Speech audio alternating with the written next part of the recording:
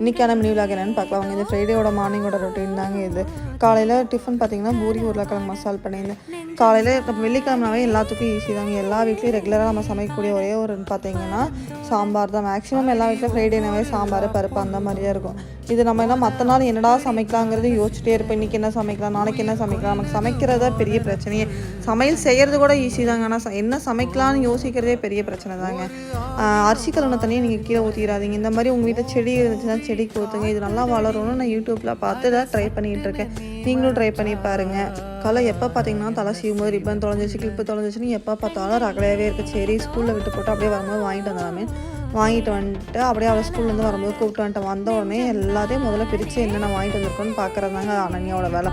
அக்ஷயா வந்து அது அவ்வளோ பெருசாக எடுத்துக்க மாட்டோம். நம்ம என்ன வாங்கிட்டு வந்தாலும் நம்ம காமிச்சா தான் பார்ப்போம். ஆனால் அனன்யா எது வந்தால் நான் தான் ஓப்பன் பண்ணி பார்ப்பேன்னு சொல்லி ரகலை பண்ணுவான். இன்றைக்கான டே இப்படி தான் போச்சு. பிடிச்சிருந்தா இந்த வீடியோ லைக் சப்ஸ்கிரைப் பண்ணிக்கோங்க.